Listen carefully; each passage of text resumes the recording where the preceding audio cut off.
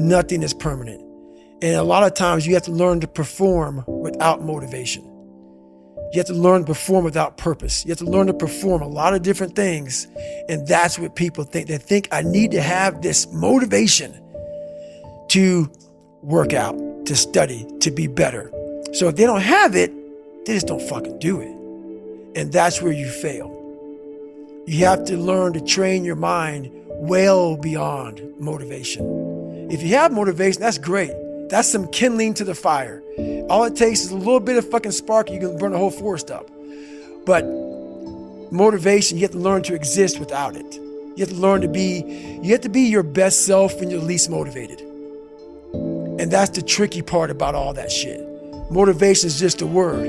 You have to have these different things in your mind on where you want to go and know that motivation is not going to get me there.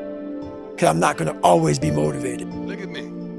What about me would make you think that I care about your opinion of me? Your opinion of me is not the opinion that I have of myself. You ain't make me, so you can't break me. You didn't build me, so you can't kill me.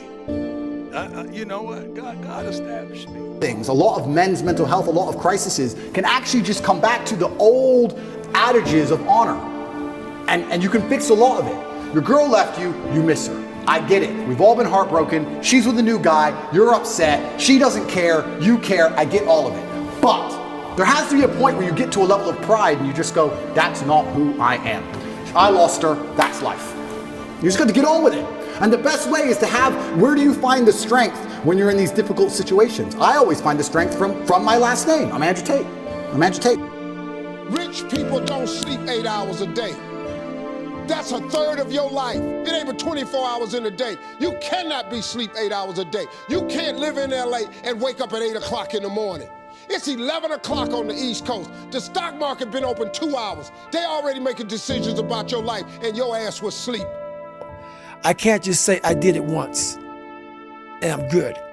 I have to continue to reinvent the wheel of the mind and figure out more and more ways for you to pull. Because if I have a cookie cutter message, it may hit 5 people out of 25. You just failed. My message needs to be in a way where I can hit all 25 people. It needs to be broad enough to where all 25 people may not like the message, but they're getting something from it. And that is evolution. You must continue to evolve. And you don't evolve, for me, in my job, unless I cap myself somewhere and say, okay, you made this much money, get back to fucking work. It's time to get back to work. Stop hearing yourself talk, get off the podcast, don't be on social media too much, cut out all the fucking noise, get back to the fucking mental lab, because that's where the knowledge came from. All of you watching here, come close to the screen and listen. People don't have to like you. People don't have to love you. They don't even have to respect you. But when you look in the mirror, you better love what you see. You better love what you see. Confidence comes from the thing that you built. You must build belief. You must build confidence. It can't be like, hey, I'm gonna go knock that shit out. You gotta look over here and say, I can knock that shit out. Motivation is a feeling that comes and goes, and it doesn't matter whether it's there or not. Discipline is infinitely more important. So no matter how you feel, get up and do what you're supposed to do. That's it. And that's discipline. It's not motivation. If you only did what you were supposed to do when you were motivated to do it, that's leaving it to chance. But if you're disciplined, you go do what you're supposed to do. That's the way it works.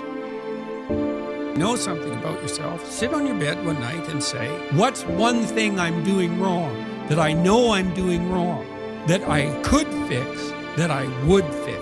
You meditate on that, you'll get an answer. And it won't be one you want, but it'll be the necessary one. When you're trapped, some of it's your own inadequacy. What you can do to begin with is every bloody thing you possibly can do to put yourself in the most virtuous and powerful negotiating position possible.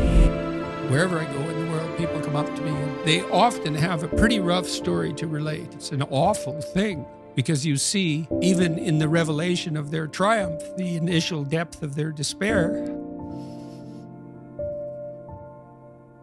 So I wouldn't change that. but it's not nothing. And it's certainly not just happiness.